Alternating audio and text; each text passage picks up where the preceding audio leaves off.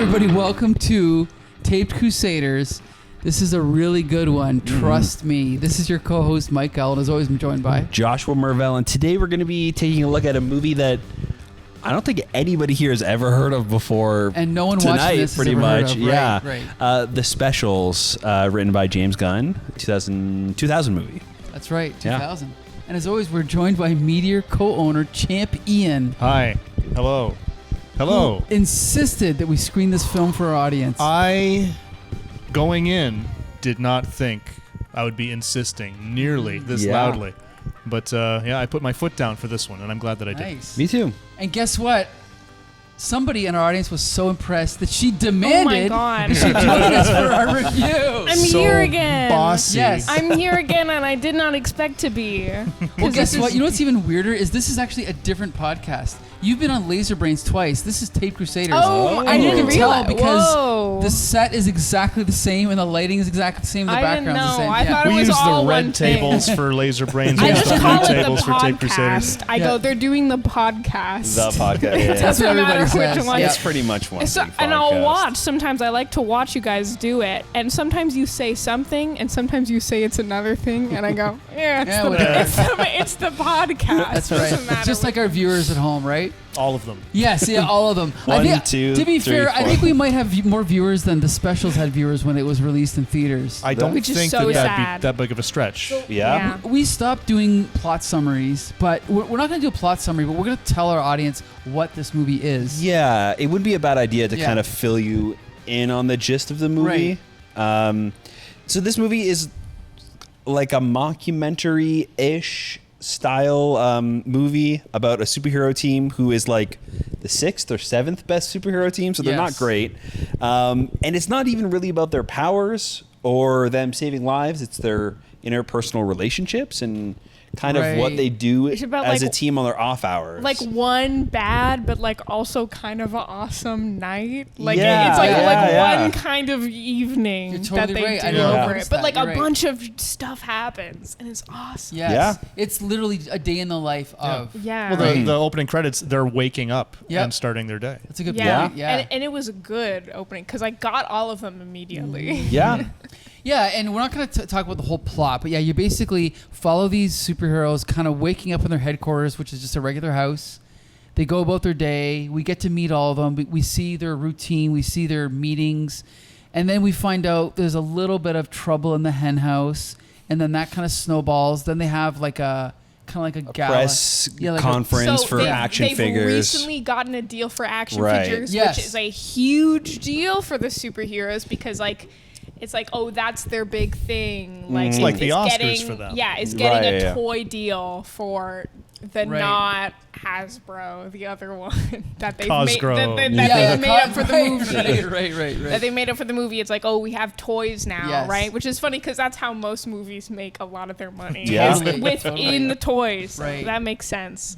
And they have this toy deal, and it goes not very well. Yes, because should we give away what happens? It doesn't really matter, but I feel like Is it it- might be a good idea, yeah. To say Just it? because I feel like most people... Okay, if you haven't seen this movie, I think we're Skip ahead. all Oh my God, going to spoilers. agree that you should watch it Yes. and give it a try. No, trust. It's so good. It's Even fun, if you yeah. hate a superhero movie, it's so good. So if you do want to check it out now. Come back and watch this because we're going to talk about spoilers. I think for you know the what? whole We thing. don't have to spoil the plot. I think we just talk about. Right? I We will don't say, need to. okay, No. in the trailer, you saw all the Yeah, that's spoilers. true. Okay, watch the trailer Yeah. then. I Yeah. watched the trailer and I already saw all this stuff. In the trailer, there's a guy who goes, "Were you sleeping with my wife?" Like I already saw that. There That you wasn't go. a surprise to Yes. me.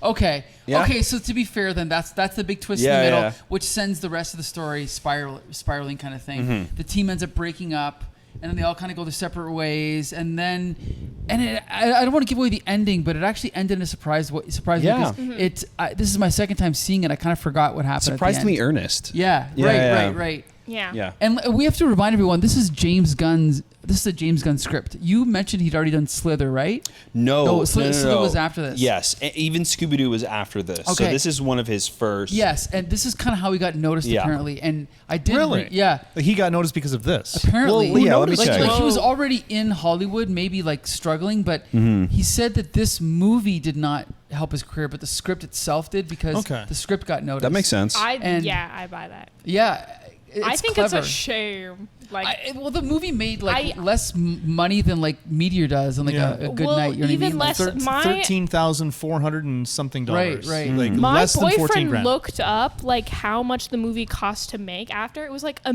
million it cost to make. And like you guys told me how much it was that they made in Like, from the box office, like 13,000. 13,000, right. which is not enough to pay for the fridge that my boyfriend's mom has to Right, get exactly, right now right. because their fridge is broken. Like Yeah. that would not cover their new fridge, I know, right? which is crazy. And it also Yeah. goes to show like this movie has Rob Lowe, it has Melissa Joan Hart, it has Jenna Fisher, it has Thomas Hayden Church, some relatively He's big great, yeah. stars, and even with all those names behind it, I don't know what happened, but maybe the studio didn't want to back it, they didn't want to pay for marketing, but nobody saw this movie. Yeah. Nobody. I also think that the movie wasn't quite finished. Okay. I get some vibes there. Yeah. There's one or two little things that one thing in particular. Remember the bar scene towards the end Sure. where a mock walks away from Power Chick and looks at a TV with nothing on it, Okay. and then we cut to something else. It's like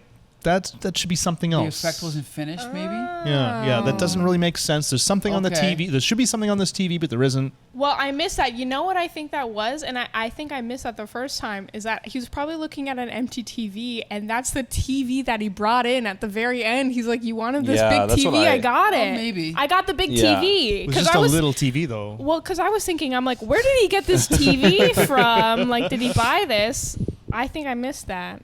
I wasn't looking close enough. There was so this is my second time seeing it. So Ian and I watched this at home, and then Ian deemed it so good we had to screen it for our audience. There was a lot of people here, and all the feedback was positive. Yeah. But even though this is my second time seeing it, there's still jokes I missed because not every joke lands, but there's a joke per like Yeah. almost every couple lines is a gag. And- so you have to pay attention. And even when I think most of the jokes land, they're just not like all laugh out Right, loud right. funny. Yeah. I think that the writing is just clever. I think it was more so than like funny. laugh Well, out loud. I mean, It's yeah. It was James- so funny. like and Ian, I know you're not a huge superhero movie fan, but like, have you seen Guardians of the Galaxy? I haven't seen it, but I've seen enough clips of it Okay. to sort of understand where it's coming from, Yeah. to Yeah. understand the vibe. And when you say like that James Gunn directed Guardians of the Galaxy, I can see it. Yes. Based on what I see here, there's a lot of overlap in terms of just the ensemble cast.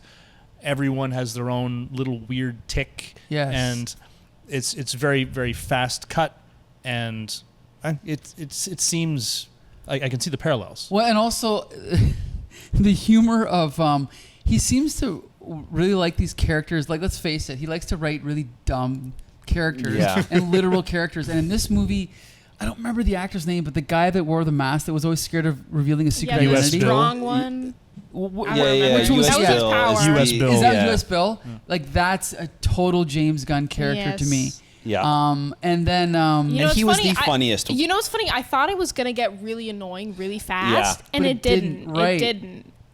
It was like held back enough Yes. that it was Yes. good the whole Yeah. way through. was he the one that changed his vote? I don't remember. Yeah. Yeah, he so- did. That was one of the funniest gags in the movie. I don't know, just James Gunn's conviction. That's what I love so much about him. And again, with this movie, I give it an A. Like, it's not an A movie, but it's an A for effort. And Yeah. that's what I love so much about it. Is he had so much conviction. And he stuck to his guns Yeah. for the whole movie, right? And also, he's got to stick his brother in there. Yeah. Does he have two brothers? Because I saw Yes, another I Gunn. noticed that. He has a few, I One of his think, other but- brothers was one of the 8. One of the 8, Yeah, yeah. and I Yeah. don't know which one, but But Sean Gunn was was the green guy. the green guy, Alien Orphan. Alien The one character that I didn't really enjoy I don't. quite as I like. kept Okay. flip flopping. I was like, this guy's dumb. I don't like him. And then I was like, no, he's so awesome. Like I love him so much. And I was like, no, he's dumb and stupid. I'm like, no, I love him. I'm gonna put him in a little box and shake him around a bunch. As I'm watching him, this is what I'm thinking. I'm thinking James Gunn and Sean Gunn probably came up with this character when they were 12 and 13. And they're like, we're going to use that character in this movie. That's what it is to me. It's like inside brother humor. That's how I saw it, you know? But He got a sometimes little you too know, grating, like at the very end when he's Yeah. like licking the TV and throwing stuff at Power Chick. It's like, See, okay, like, that's enough of that. That's the thing. There were some times where I'm like, I was really annoyed. I was like, this is dumb, and I really don't like it. And sometimes where I'm like, no, like it's so good. Like I love whatever stupid thing he's Right. doing. Like I'm so into it. Yeah. Yeah. I think it was smart too to not have him up front so often. Sure. They kind of like push Yeah. him into the background for most of the movie. So I think that for the most part, when he does kind of show up, it's funny for Yeah. a minute and then he's gone. I So- liked him more when he was like doing his own thing, when he was just like exploring the world on his Sure. own. Whenever he was like in a situation where people were babying him is when I didn't like him as Okay. much. You know, when they're like at the dinner table and he's like eat the butter, like I didn't like that as much. And they're like, oh, like you're doing so great, I'm gonna wipe you up because you're spilling. I didn't like that. But when it was like he's like weird and he's like gonna do something weird, Sure. and everyone's like, wait, this is weird, and then he keeps doing it and they're like, wait, is this actually awesome? Right, like right, we're yeah. gonna dance with you. See, yeah, that was where it could have, like, I know what you mean, like it could have gone off the rails, but I don't think it did. No. And that's another thing James Gunn does in the TV show Peacemaker, which It's is so great. which is a masterpiece. Yeah. The opening credits of the show is every character dancing. even the villains, Even the like, bad guys, just it's it's like every actor. Yeah. And, Yeah. and in this movie, when they all get up on stage, I'm like, there you go again. Yeah. Well, you see, and and not it being made no familiar sense, with but it was James great. Gunn's body of work, Yeah. really, I mean, like I'm watching this scene unfold and I'm thinking, oh no, okay, this is Right. where it gets stupid. No, this is it where it was goes so off the good. rails. But everyone is so endearing. Yes. That Every it, like, character works, is so it endearing. works. Yes. And this movie is so committed to its own lunacy Yes. that Yes. that they felt it perfectly natural to put a silly music video right Yep. smack in the middle and of it. everyone knows and the it's choreography, fine. Yes, and it you're doesn't right, matter, and it's Yeah. great. It made me think of that one episode in Umbrella Academy where they're all dancing, and then you find out that it's like a mind trick. But in the moment, you Sure. believe it so much, Like, you're whatever. like, yes, Yeah. I believe Yeah. that they're doing a dance number right now. This makes perfect sense. It was great. It's so interesting that it's still working today. Like 20 because years later. yeah, this That's- is Good point. year 2000, and then he did it with Guardians 1, 2, and 3. He did it with Peacemaker and Suicide Squad. But that's like, And they're all great. Yeah. Yep. That's They're all another thing as fantastic. well, is that this movie, like, I saw the trailer for this movie, and we saw like the Minuteman movie as well, which was another superhero spoof. And you also had like a couple movies that I didn't go see because I wasn't interested in them, and they were like 2000s comedies. Sure. And sometimes I try and stay away from 2000s comedies because they get a little Bad. misogynistic Yeah. in a way Yeah. that I can't stomach. And especially the trailer did not portray this movie well. Like there's that movement where like a mock, what is it? And he's staring at Bird Girl's chest and he's like, I love your costume. And I'm like rolling my eyes. I'm like, Right. okay, another 2000s comedy.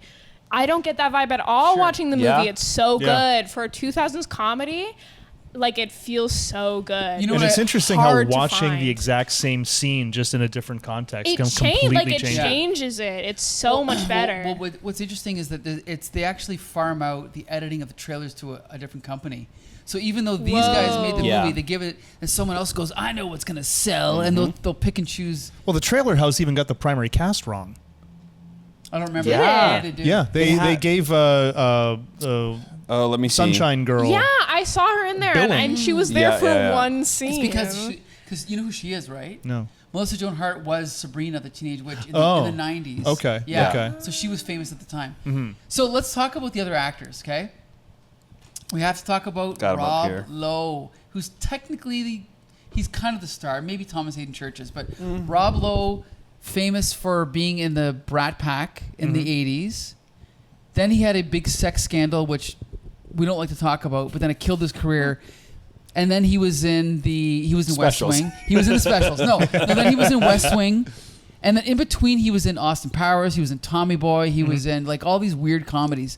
And he's one of these guys that like he started in drama, but he actually is really funny. I think in this movie, I think he's perfect. I think he's perfect. Yeah, he's kind of a d-bag in this. Yeah. And it works. Totally. I feel like he plays a douche in all of the comedy things he's in, and it works really well for him. He plays a douche in the perfect way where, like, every time he's talking, you think, oh, he's not actually a douche. Right. And then he is a douche, and you're like, oh, he's such a douche. I was tricked again. But then he talks a little bit, and you're like, no, like, he just had a bad run. And it's like, no, he's terrible. Yeah. Like, he keeps doing that. Yeah. It's like he's aware that he's a douche, but he doesn't even want to be a douche. He's like every worst, terrible, manipulative guy you've ever known in your life. You know what I mean? I think the scene that sort of sums up his character is right at the very end. Yeah, when you're he's right. on TV and he Oh my reveals, my God, It in hurt that me so bad. I was like, I know. Like I was hurt. my I was like, God. oh my God, I can't like believe how he did that. dare you? Yeah. But then he makes this face like he knows exactly what he did. Yeah. And he is himself wounded Yes. by his own d-baggery. Yes. I yes. know it was heartbreaking. Yeah. Thomas Hayden Church. He's great. Okay, most famous for, of course, Sandman and Spider-Man Sure, 3. yeah. And also in Sideways. He's great so in that good movie. in Sideways. I think, I'm not kidding, I think the skill that he showed in delivering this insanity was like the level of like Leslie Nielsen or Adam West. What do you think, Ian? Yeah. Right? Yeah. He's right up there. Right. In terms of this performance. When he is giving his soliloquy, It is. it is so bonkers It's so- when he's talking yes. about it might as well be my arm beating that woman to death with a crowbar. Yeah. But he says it with such conviction. peeing on that little girl. Yeah. And Yeah. it was so I know. funny. Like this was at the beginning of the movie, and Yeah. I'm coming in. I'm questionable. I'm sitting next to my boyfriend, and we're laughing so hard. Like I could Right. not believe. Yeah. And it comes back later with what's his name, Oh, the and other- they're yes. doing Yeah, the yeah, interview, yeah. and he goes, "I'm peeing on a little girl." Yes. But because he says it with such conviction and it's That's and- why and it he- works, is that it's so real. Yes. Even the music, the movie Yes. itself Yes. makes it real. They have the music, they have Yeah. everything. Like, he's it's so only aloof. funny to an audience. Like he plays it so earnest. Yes. Like I feel like with a lot of comedians or actors in movies like this, you can kind of tell, like when you're watching it, you're like, oh, they were writing this to try and be funny. Yes. Like But- they know that they're in a comedy. But Yes. in this, it just feels so natural for the character. Yes, like it 100%. and You know what which makes it work. Like in- that's why it's. in Mystery Men, that is what I'm not saying Mystery it wrong. Men, yeah. Mystery Men, yeah. Mystery Men was like a superhero spoof where the superheroes like knew they were in a comedy but like wanted to be in a real movie. Yes, good Like point. wanted to be real superheroes. This movie is like these guys think they are in a real superhero movie and they don't know that it's a comedy. They don't have even no idea. they don't even think they're in a movie. They are acting as though they believe Yes. what they are in Yep. reality. They don't know they're in a movie because nothing happens in Yeah, this yeah. movie, and it's I love it. I awesome. love it. Nothing happens. There's no threat to the city. Right. Nobody's like, I'm gonna destroy San Francisco. And that's like that's a wherever. great thing about this movie is that Yes. there is no villain. They're just There's no hanging out. MacGuffin. You know what? Okay, here's my challenge to Marvel Studios and to DC. I want them to spend $200 million on a movie and do a plot like this, and have Yeah. people just sit around and talk and nothing happens. That's what She-Hulk should have been. I didn't Yes. see it. It got too superhero-y. When it was Right. not doing the superhero stuff, it was a good comedy about a courtroom drama. Like Yeah. it's Sure. that's what the whole thing should have been. It's just that she was a Yep. you know Yeah, 8 foot tall green Hulk, Right. Yes. and she's just Right. in a suit, It like makes me being think a a lawyer. lot. Like, so I've told you guys, and I'm gonna say it again, that I'm not a superhero girly. I've never really been into superheroes. I have watched all the movies because it was COVID and I had COVID and I'm like, what am I going to do for 5 days? I guess I'm going to watch all these movies that people talk about and I've never heard about. And I watched all of them. And you know what? I did kind of get into them, but not in like the way I think other superhero people do. I got really into this like Spider-Man movies. Which ones?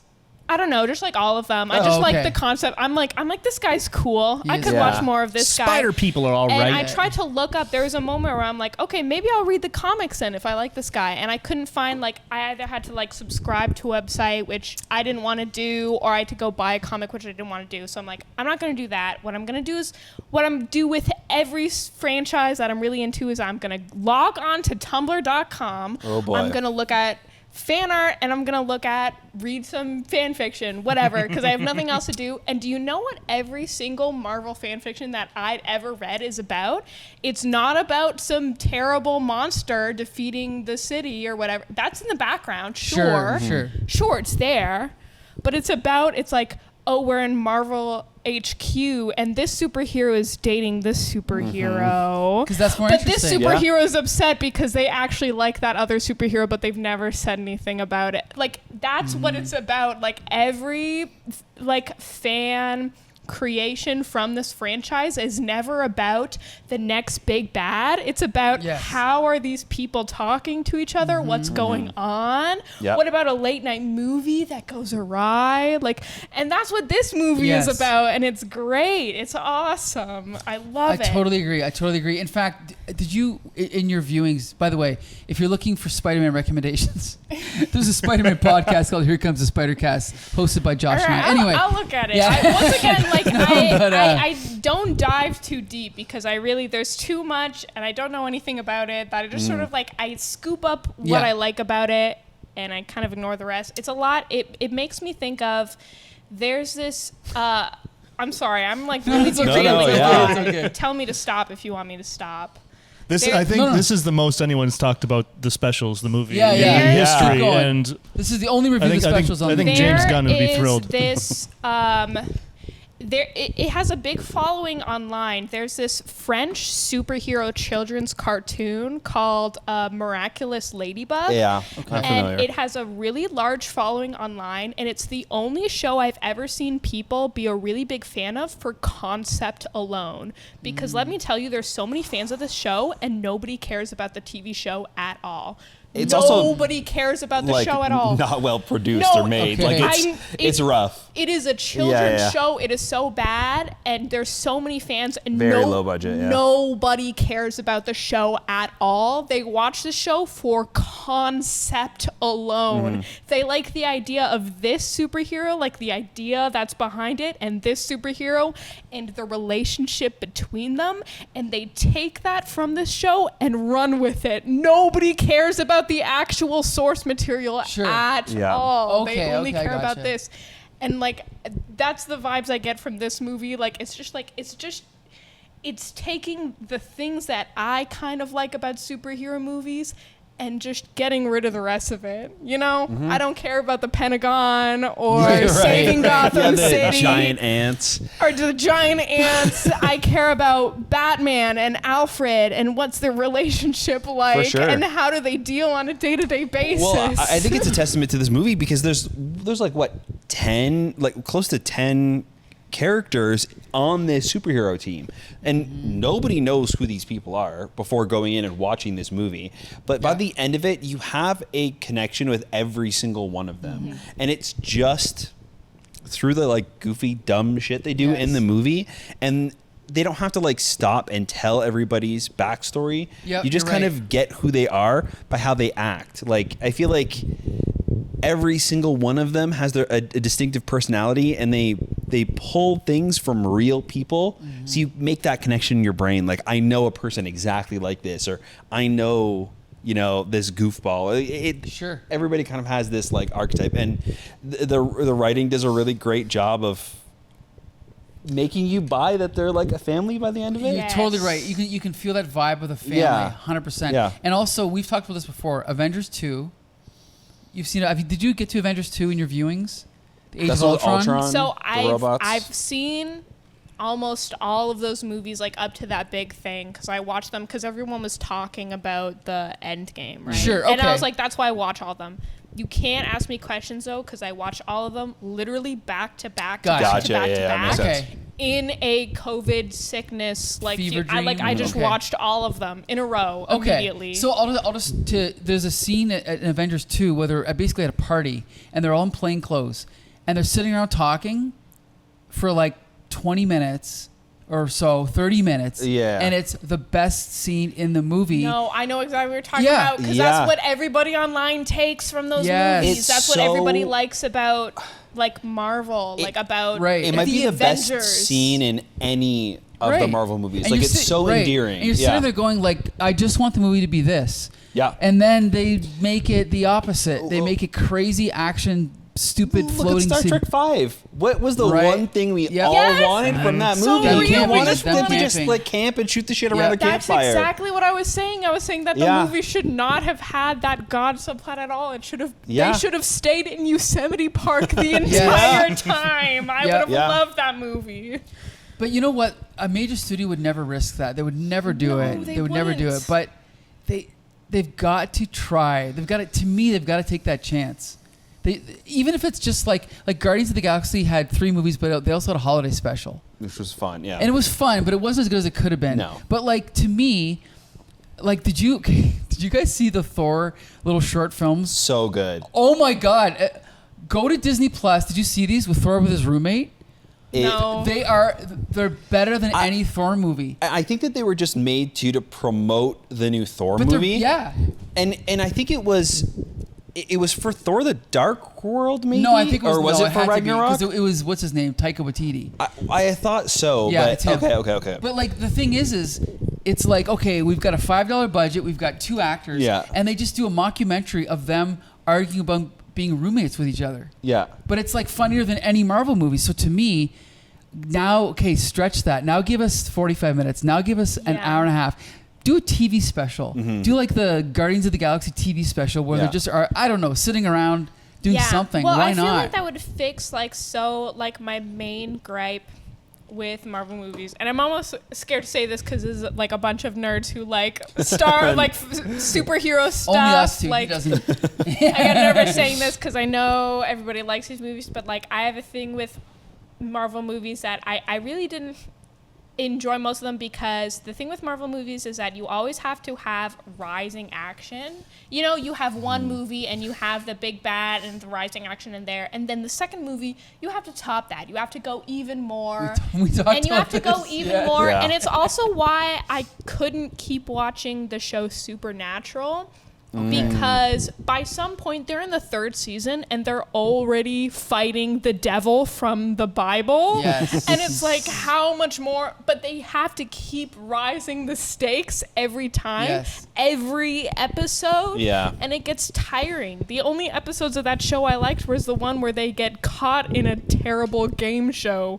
You know, where like Okay, stuff like so- ridiculous happens. I've never seen that show, but I'm a huge X-Files fan. Have you seen X-Files? I have not. It's Isn't that so terrible? I good. haven't Yes, it's watched so it. good. I'm But sorry. and I won't spoil it, but same thing happens.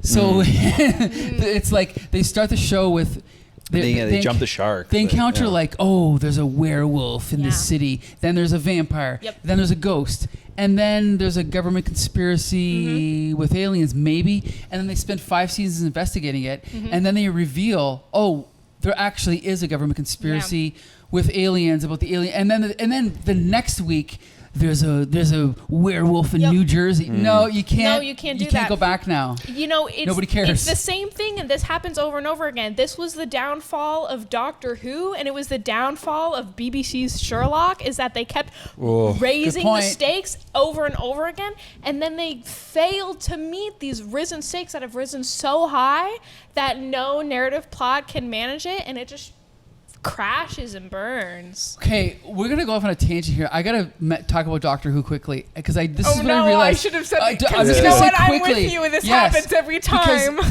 people, I've seen people defend the new show by saying, "Oh, if this was the old show from the '70s, the '60s to '80s, they created like a joke fake version of it. And I'm reading this going, no, that's better. I want to see that. I want to see them. Yeah. I want to see them like just appear in some house or some empty field and run into an alien and Yes. have an adventure and Yeah. oh no, this guy's evil and we're gonna protect you from this evil guy or whatever. And The best episodes are the ones where it's just this one-off thing. Yes, but now with Yeah. that, and we're not well, gonna. it's what's his name? Who was the?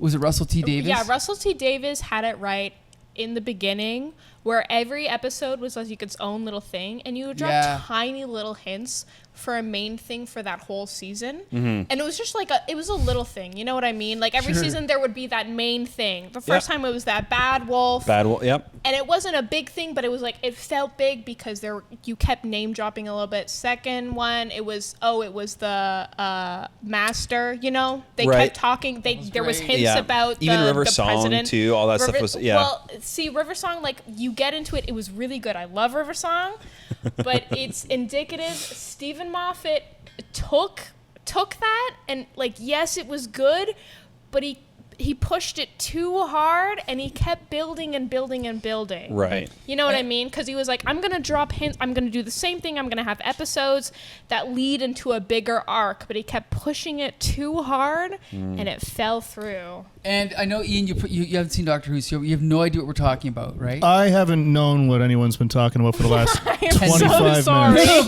No, but this goes back to because like we both watch Half in the Bag, and this is the same symptom that affected Star Trek Discovery, which I gave up on after season 1.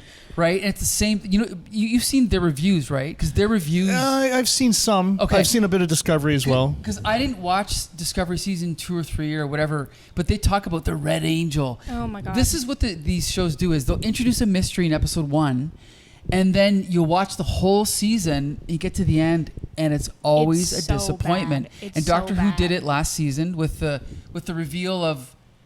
I Whatever it was, genuinely- it doesn't matter. Yeah, I stopped watching. I tried. I think I picked up with the new one. I forget his name, but I tried, and I wanted to like it so Yep. bad. I wanted to like it so bad. Yes. I tried. I physically tried. It was like with Discovery. I physically Yes. tried. I physically put myself in the mental space. I'm Yeah. like, I'm going to enjoy this Yeah. show. I tried so hard. And I didn't. No, but the thing is I get tricked. They trick me every know. time because you're like, oh, it's such a big mystery. It's gonna pay off, and it never pays off ever. And it just goes back to Star Trek Next Generation, or even TOS. We're in a terrible tangent. Not- I have to tell you. Not like When all I'm editing this, I'm standalone. going to make a list of all the TV shows that Yes, were mentioned We in haven't the talked about specials. the movie Okay, we're we're gonna go back supposed to to be the movie. talking The about point in so we're trying to long, make and it's my fault. is that I'm sorry, guys. this is the first time I think I realized this trope was 1997. Mr. Freeze. I'm going to freeze Gotham. I was like 21. I was like, that's stupid. Then Magneto wants to turn everyone into a mutant. And then it keeps going and it keeps escalating. And like you said, it's like now... You have to get higher and higher. Okay, now Avengers 2, we're going to destroy the entire city. We're going to raise it up into the air. Then Avengers 4, we're going to destroy the entire universe. What's next? Now it's going to be the multiverse. And you just bring it back down. I Bring genuinely it back believe down. like the most perfect example is Supernatural, because I had to stop it not because things kept going too big, is because the fact that they kept raising the stakes, Yeah. and the premise was that it was like two guys in their terrible car, Sure. that they were miserable. So every episode they were depressed. I tried every so episode they were hard. depressed and terrible. Like they were so sad all the time, and I'm like, I don't want to watch this. Like You these know, Yeah. people are sad. I was recommended by multiple people to watch Supernatural, and they kept kind of like bringing up examples of like fun episodes. They're like, one of the episodes, they get trapped in an episode of Scooby-Doo. Yeah, and it's Which is so, I'm like, that's cool. So it's literally a Yeah. 2D animated, like hand sounds animated creative. episode Yeah. where like Scooby and the gang are there in the episode. Like, that's so fun. Or they get stuck in the TV and somebody's changing the channel. So every time Yeah. they change the channel, Yep, the they get story stuck changes. in, Or like their version of whoa, that sounds Grey's Anatomy so or something. I'm great. pretty sure there's an episode where they're at a high school that is doing a musical of their life story. Like it's so funny. that sounds awesome. but great. it's And then you watch the show and it's like, hard. Like it's terrible. Is there a point where it Everyone's jumps to terrible. shark, or is it just a mixture? I don't, like it just keeps getting harder and harder Yeah. to watch, and like there's good parts in it, but it's so hard the whole time. Everyone's upset, no one's happy. It's the end of the world every single day. Okay, I think that's why I like how I was gonna say I think that's why I like how simple this movie is too. Yeah. It is Yes. like just so this like down to earth, which is strange for a superhero movie. Story about But these. it is. It yeah, is. yeah. Okay, look. Here's the thing: is that I love superhero movies. Well, no, I don't. I like the idea of superhero movies. Right. But the Don't one we all? thing, yeah, exactly. But the one thing I hate about superhero movies is when they try to be so serious that like it's almost like they'll have fun, and then they'll even I don't remember which one it was. It might have been the newest Captain America. He's sitting across the aisle, the table from Jon Favreau. Remember? Did you see the new one? No. Okay, it's crap. But he's sitting across from him, and it's like funny. But then he says something serious, and then we gotta put sad music underneath, and then we're gonna remind you this is a serious movie. Like, why don't you just leave the music out and just let it breathe for a minute? Let us have a little bit of fun, right? And that's what I feel like. All these, it's like they take themselves so seriously that they can't let you enjoy Yeah. it for more than 5 seconds. And I think this movie, now I'm not saying this is how you should do every movie, but this movie at least, I don't know, it never... Well, it's because they focus on the stuff we actually kind of care about. Like, everyone likes a superhero movie, and we all think... Okay, in my opinion, don't come after me. We all think we like it because we like to see action, like, doing some cool superhero stuff. The reason superhero movies grab onto us is because these characters are interesting and we want to see how they talk to other characters. Like, that's the best part of movies, is having really interesting personalities meshed together. And this movie is a superhero movie without all of the superhero stuff. They're like, let's just get to the root of what people want to see. Is these people, like, do stuff together. Like, yeah, they're superheroes, but like they're at a bar and they're dancing. Isn't that crazy? This guy's blue. You're totally right. And I want to give my analogy is, okay, cops and robbers. Okay, I like cop shows. The police show genre has existed for 50 years or 100 years. But you know what people talk about, like, oh, I like that movie because of the fight scene. I don't give a shit about the fight scene. No. That would be like watching a police show just to watch police arrest bad guys. How long can you spend on an arrest? That's not what's interesting. What's interesting is, this guy planted evidence. This guy and his partner don't get along. This guy's corrupt. He's getting paid off. This guy goes home to his wife. This guy's alcoholic. How they all interact. Yeah, that's what's interesting. The action also doesn't matter if you don't believe in if you don't care for the character, Exactly, right? Like, if you're not really caring about the stakes of what's going on, then the action is whatever. It's nothing. Yeah. The Wire. The Wire is all about the bureaucracy, the paperwork, the behind the scenes stuff, and that's why it's a great show. But Ian, you have not talked for like 26 minutes. Because I haven't watched any of these shows, No. so I've got nothing to, I've got nothing to but add. let's get back to the specials. Okay, let's talk about what makes this show so great. Because you are also not a superhero fan, No, but you no. love this movie. Yes, for a lot of the same reasons that that Heather has talked about. Yeah. The fact that all of the superhero stuff is very much secondary, but that in the world that this movie exists in, superheroes are far more common. They happen all the time. It's like it's a normal thing in this world. So not only are we seeing less of it, but in the world there is more of it, which is another sort of a weird disconnect. But I also enjoyed they give us little glimpses of it. Mm-hmm. We don't see we do see some superhero stuff, but not until halfway through the movie, and it's Zip Boy. And even barely. Yeah. It's just a sound effect. Yeah. But he just moves really, really fast. Like, no, don't call me Zip Boy here. and then 8. And then Right? 8, but 8 Yeah. there's just this is a good Yeah. donut. Yeah. But aside from that, just like they're jokes more than anything else. But how casually everyone is talking about other superheroes. Yes. Oh, the Crusaders, they're over there doing that thing, the Yes. Amazing Trio. Or little things about how, up in the Northwest, that's where all the stretchy people come from because of my the God, I fluoridation of the water, but it Yeah. also gives them mouth And then cancer, they all Right. got so they all die. cancer, and it was so sad. Well, even the fact that like Zip used to be a superhero, but now he's making more money as like an employment person Yeah, trying to than a find superhero. jobs for superheroes. Straight jobs. It's really cool. So basically, in this story, superheroes are mundane.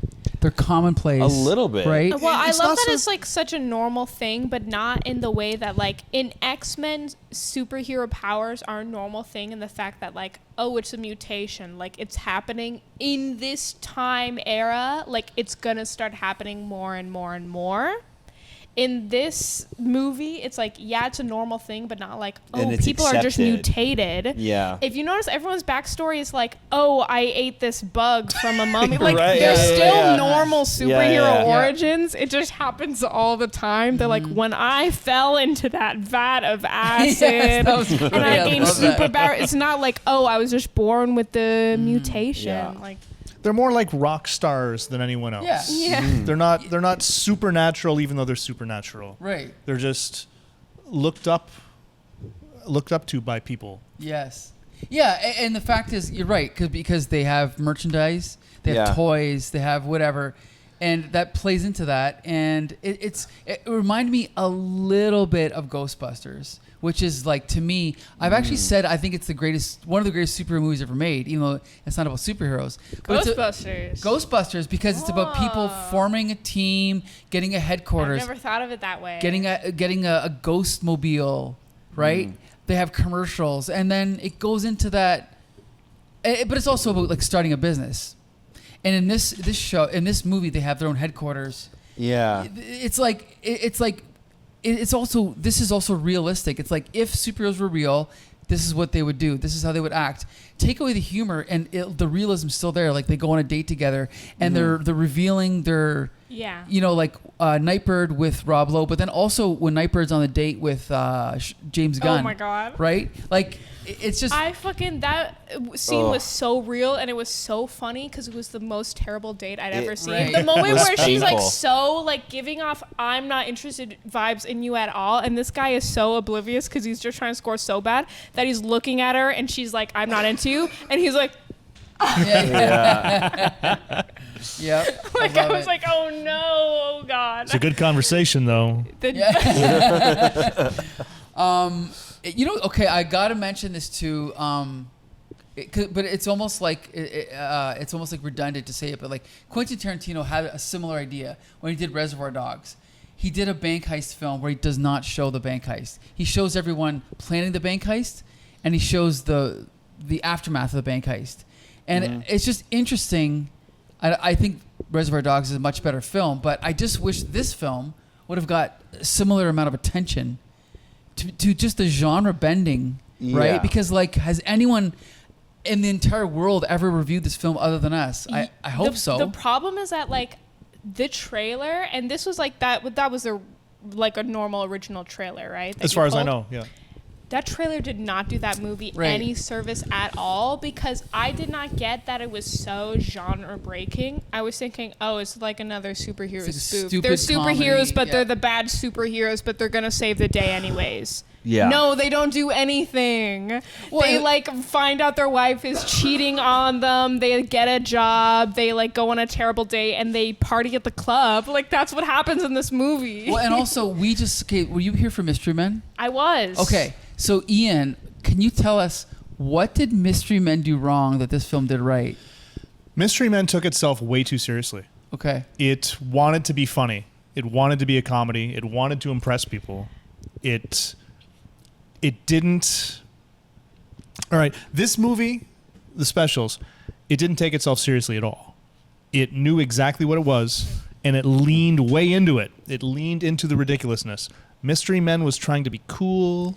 It was trying to be cool. It was trying to be Batman. It was trying to be big budget, That's but the also thing a comedy. I said about Mystery Men after watching it. I said that was a superhero spoof movie that wanted really, really badly to just be a superhero movie. Agreed. Like they just wanted to be a superhero movie, but they didn't have the money to be a superhero movie, so they just were like, Oh, but they did. oh, it's a comedy, it's a superhero spoof movie, but they wanted to be a superhero movie.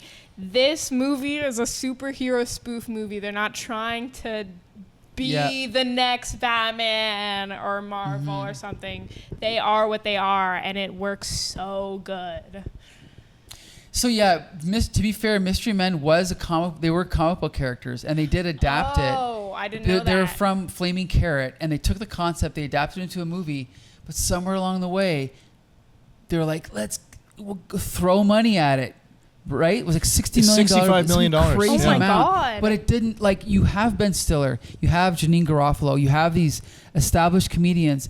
They should have said, no, we're going to give you $5 million, but write a better script, make it funny, and just like this. Mm-hmm. Just like the special effects, like you could have done the special effects in this movie, Probably. right? Yeah, They could have done a better job at the Yeah. special Yeah. effects in this Like movie. it's all Yeah. about the writing in this film, like the gags, the staging. It was just all brilliant. I think I mean that Hollywood. I mean they keep learning the same lesson, but they don't learn it, right? Well, this movie works so well because the plot wasn't something that was predictable. Mystery Men was so predictable. Like the setup, I'm like, okay, these are superheroes, but they're like the low-rate superheroes. And I knew exactly like 10 minutes in, I knew what this movie was going to do. They were going to have this thing. They were going to have a hardship. They were going to be the only people that were going to be able to save the day because something was going to happen. They're going to have a hardship. They're going to think, no, we can't do it. They're going to go, no, actually, we can do it. They're going to save the day despite the odds. And then they're going to be heroes at the end. And that's exactly what happened. Right. And this movie, and I remember like somewhere in the middle of the movie, so I went, they're doing a really long setup for these characters. When's the stuff going to happen? And then we're in the middle of the movie, and I'm like, oh nothing happens in this that's the movie. Yeah, this that's is the movie. Yes, I'm watching yes. it right now, and it was so good. Yeah. Josh, you look at it. Was there something? Did you have No, research you wanted to share? I was with going to us? say that, like, you're right. All of that stuff does happen, but it happens in the background, right? Like, it's secondary to because these character moments, and it's funny because it goes back to the whole idea that like Hollywood thinks they know what we want, and people think they know what they want, but I don't think people do know what they want. No. I think to quote Alan Moore, artists know what the audience wants. Like James Gunn knows, Tarantino knows. I see like online in fan communities, and when there are writers in fan communities, do you know what the writers write about? They don't write about action thrillers. They write about interpersonal drama. I've seen it time and time again. The inciting action is background. It's background for these characters. Yep. The background is that, oh, you've been in this battle and now you're all beaten up and now you're going to be like taken care of by this guy who you didn't really like at first, but now he's taking care of you. And what does that mean for you? Well, that's what people care about. It's a good impetus for ideas. There's even a comic called Damage Control that came out in like 88 by Marvel. And they basically said, okay, well, after there's a superhero battle, who cleans up the mess? And so they published this comic called Damage Control about the people that come and clean up the mess. Now, that's not genius, but it's like, it's pretty smart to go, let's focus on this. Because all these superhero movies, the city gets destroyed. I'm sure people must have died. It's just like World War II. You don't just focus on, the bombing of Hiroshima. You focus on the fallout of what happened to all those people. The people digging up the rubble because their sniffer dog said there was a person under there. Exactly. There's a billion stories to tell in all those situations. Yeah. But anyway, we got to go back to the cast because we got to talk about a few more actors. Oh no! Sure, yeah. I want to talk about so Kelly Caulfield. I think that's how you pronounce her name. Power chick. Yes, I know her from In Living Color. So I think I love. Did you guys watch Living Color? I did. That's where I recognized her from as well. Not only did I watch that show when it was on, I watched it like repeatedly. Like I'd tape an episode and watch it like over and over and over and over again, like to the point of memorization. She was awesome. And it's because you mentioned earlier, Ian, the characters sell it. Like when they get up on stage, because she's the first one that joins Sean Gunn on stage and starts dancing, and I think she sells it because she's so into her character and she believes her character, right? I think she's key to it. I think she's great in this movie. I really liked her, and from the trailer, I thought I really wasn't gonna like her at all. I thought she was gonna be really annoying, especially in the trailer. They have her go, "I'm a lesbian," and then laugh at this guy's face, and I went, "Oh my god, she's gonna be a terrible stereotype. She's like, I'm not gonna like her at all. I'm gonna think she's annoying, and she's gonna be written annoying on purpose." And she wasn't. She was great. Yeah. I was worried that was going to be the butt of the joke, but it turned out that they used that to make him the butt of the joke. Yes. And she was just kind of this like background character for most of the movie, I feel like. And then at the end, she kind of steps in and like we find out that she is kind of like the glue that's holding the whole team together. So she's kind of saying things to like different people at different times, and it eventually brings everybody back. She was really fun. Yeah. And she's like the mother of the crew. Yeah.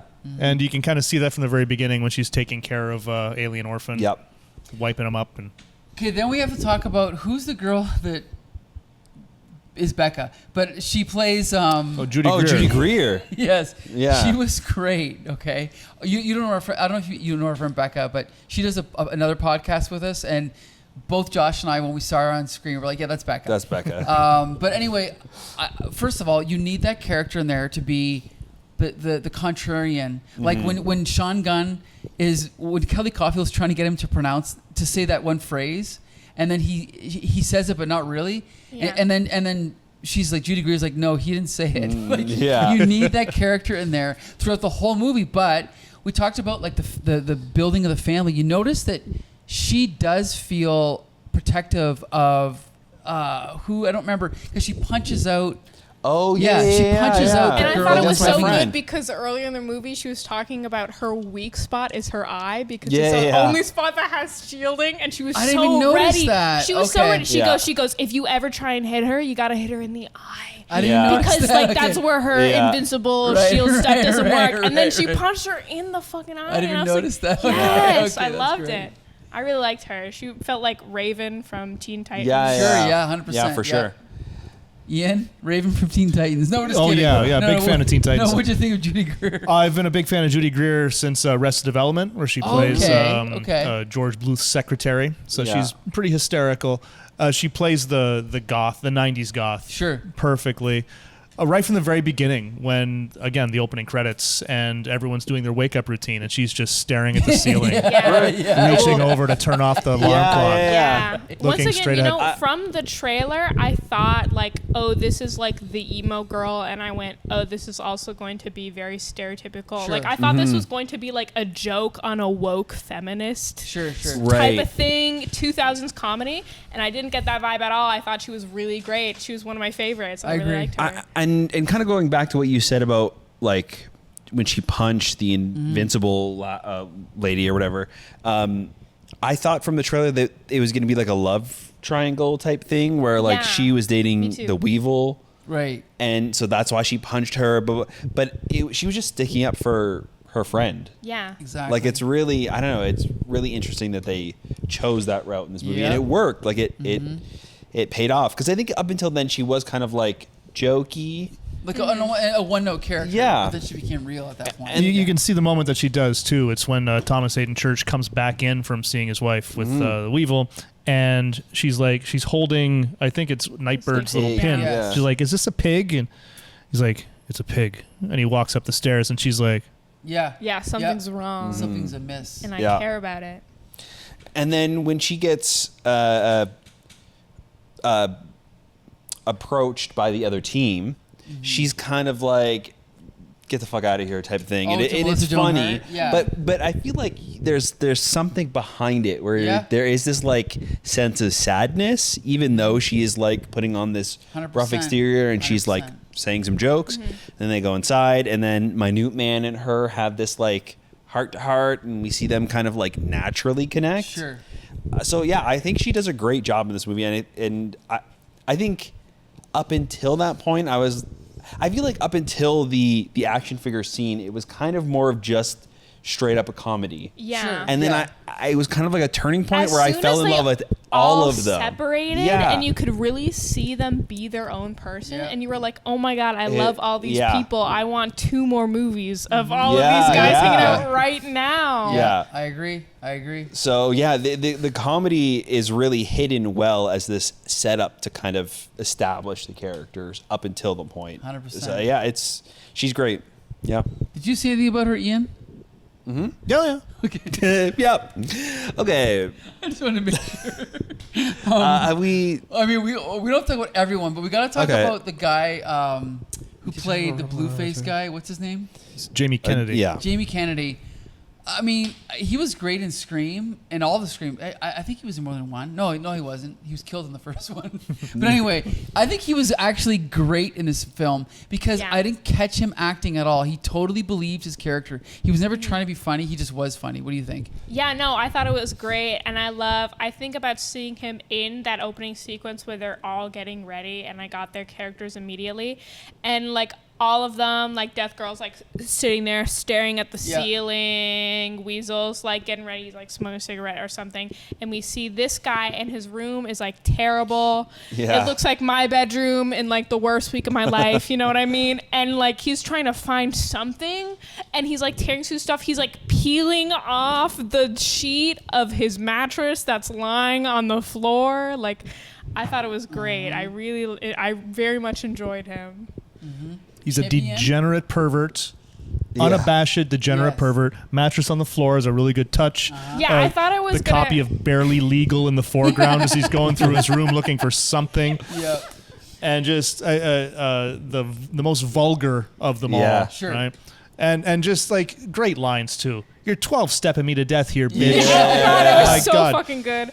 And I thought like it's so easy to make like a weird nymphomaniac character that I, as a woman, am not gonna like very much, but I actually found him very endearing. Well, I enjoyed him. Like, once again, that line was so good. Like, he could have been funny. the unlikable, like you said, 90s comedy kind of vulgar character, but he was like funny. No, he was so funny. He was like the alien guy. I'm gonna put him in a box as well, and I'm gonna shake him around. I'm gonna be like, yes. Yeah. It's so weird. It's so great too that he ended up being like a good guy at the end, because I think they so easily could have made him the bad guy, like the douche Weevil character, and I like that kind of switch up that they did, because they really do set him up for failure at the beginning of this movie. Well, I love that his background is that like he was a villain, reformed supervillain, and they're like and he's like, oh, all this stuff, and they're like, but you did kill people, and he goes, that was in my youth, man. I got caught up in the wrong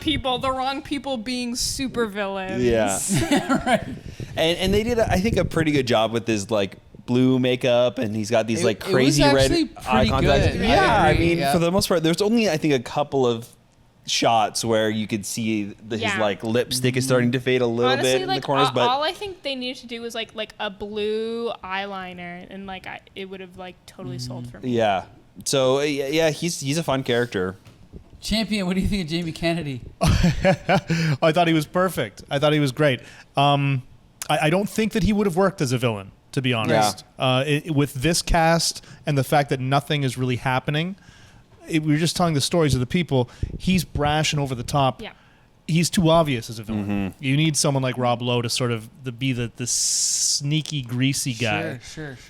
So, I think that he was perfect. He was charming. Well, also, in being a degenerate. Yeah. He's not a bad person. He just wants to party. Like, that's all he wants. Yeah. He doesn't want to freeze every person in Gotham City. Right. He doesn't want to turn them all into lizards. He just wants to, like, he wants to have a beer and bang. Like, yeah, and I feel like there's never a moment, too, where he's, like, trying to screw anybody over. No. You know what I mean? Like, he's just kind of...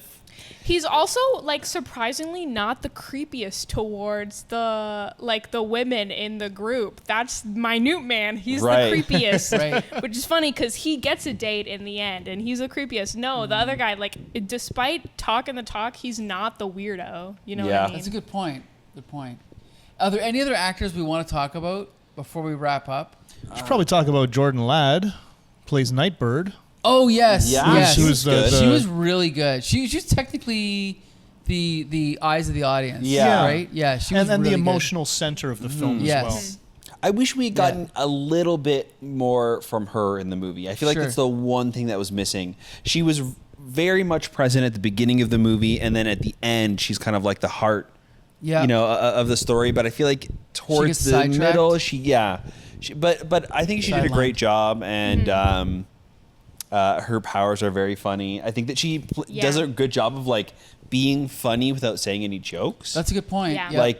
Like she is kind of the straight man, but also like. Well, I also imagine there's like maybe more that like maybe the movie didn't show or it's like left to your imagination. Because the last time we left her, she was in like the Weasel's apartment, right? Having this heart to heart. Weevil. Weasel works Weevil. though. He's kind of a weasel, but she's in the Weevil's apartment, like talking about how he was her hero and all of his stuff, and then it cuts to the next day and like what happens, and like that was a heartbreak. Like he's telling this really like deep personal story that she shared with him, but like is it even more of a heartbreak? Like what happened that night? You know what I mean? There could have been stuff cut out. We don't know, right? Yeah, you're right. That's a good point. Yeah. I was going to say, this movie kind of leaves itself... Like, the ending is so good that there could be a sequel. It feels like a pilot. Yeah. Like it feels like a pilot that unfortunately never got picked up for series. Right. Because even the way that it's shot feels very sitcom-y. Okay, like so we did not screen this one, but we watched a pilot for the Justice League of America TV show, and they do the interview thing. Yeah. You remember? Oh, yeah. And this movie does it too with the mockumentary style interviews. Yeah. And this is 2000. Yeah. This is like before The Office. This does it first. My boyfriend was telling me, he looked it up. Shout out to my boyfriend Ian. He looked it up, and that it predated The Office for the Talking Heads like TV format. Like it was kind of like a frontier in a lot of ways. Yeah. So I mean, James Gunn is now on top of the world right now. They're about to release Superman as well as everything else. But maybe one day he could revisit this idea, right? We could get a sequel. Bring Rob Lowe back. Bring all these actors back. Why not? Right? I'd love to see what he could do with $2 million. Yeah, exactly. Yeah. Be twice as good. God. Yeah, twice as make good. $30,000. Hey, give him 60 million. Yeah. He's 60 times as good. 60 times as good. I'd be worried though, throwing too much money at a movie. Yeah. Yeah. You gotta rein it in. You gotta keep the special effects out of it. Because there was no action at all. Like the superpowers were a backdrop, and they were not front. Like they didn't play anything. They were the setting. They were the setting. And I think that the budget limitations helped this movie. Oh yes. I think that if they had done too much of like the superhero gags, then it would have taken away 100%. from they were forced to focus on their relationships, and it's better for we don't need to see these battles. All we need is a 10-second little clip of Miss Indestructible punching a pterodactyl in a news report. Yes. And have it like a screen on like in the background, so you don't have to worry about the special effects because it's back there. Totally right. It's the backdrop. Or the great strobe holding a giant slug. No, like this. Yeah, you're right. But it also makes me realize. I don't know if they've ever done this. They should do a superhero sitcom, like 22-minute show, just like Seinfeld, where the characters walk into the room, they do all their funny bits, and then they walk out. And if you want to have a pterodactyl puppet come into the corner of the shot, if you want to have a slug for one shot, there's your $50 budget. Everything else is just dialogue. Oh, well, could you imagine that though? 22 minutes of that Right. once Why a week, not? and you never see a superhero battle. Exactly. You maybe they get called by the White House and they run off screen, and that's the end of the episode. That's it. Yeah, it's the setting. Yep. They come back from the battle. Yes. Oh my God, I can't Yes. believe we fought all those guys. Anyways, what's for lunch, guys? Exactly. And I think that would work better than most Marvel movies. I'm with you on that. 100%. Yep. Do we have anything else to say about the specials? We all demand a sequel, right? Yeah. The extra specials. Yeah, there you go. And also, it's what Mystery Men should have been, Yeah. And also, there are more James Gunn films that we're going to watch, I think, on this podcast because we love this one so much, right? We're not even going to say what they are. We're just going to sneak them into the queue before Ian even realizes what's happening. That's right. That's right. An obscure director like James Gunn, I'm sure you can get him right by me. Yes, you'll see. Trust me, you'll be surprised. Anyway, we want to thank Heather for joining us. Yeah, I did not plan to be here. This is your third appearance on our podcast, but first on Taped Crusaders. Yeah, I once again, I'm not a superhero girl, so I was like, wow, I really like that movie. And they're like, do you want to come be on the thing? And I'm like, I don't know. Okay. Yeah, and we appreciate it. Yeah, right? for sure. Because you did say, to quote you, this is your favorite superhero movie ever? It's like one of their, Okay. I once again, because I watched all of them and I was in like a terrible sickness headspace. I don't remember, but I don't ever remember watching one of those Marvel movies and being like, I could watch 3 more of those right now. I would love to see more of that. I've seen a movie and went, that's really cool, and I went online and saw what other people said about it and saw what other people wrote about it and what they drew and all their fan art, but this one, I'm I'm into these characters. I thought it was fun.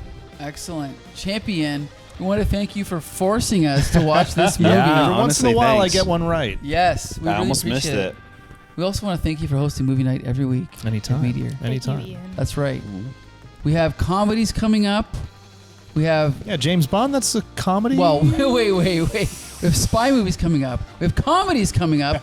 Be sure to join us next week for James Bond, From Russia with Love, and Fletch, Which is kind of spy adjacent. a spy comedy, and also the first part of the greatest trilogy ever made.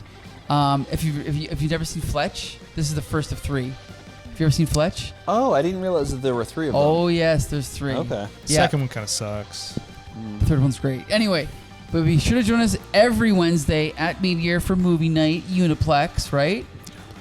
We never fail here. They're always, they're usually good. But yeah, there's always a good discussion afterwards, Yeah. right? That's right. There's at least that. That's Yeah. right. And we want to thank Josh for always being here, except when he was in Japan. Right, except for when I'm not. Yeah. But tell everybody where you can find our episodes. You can find all of our stuff over on our website at comicbooksyndicate.com. You can also find the video format versions on our YouTube channel, so check us out there. And until the next time, see you later. Until the next time, row.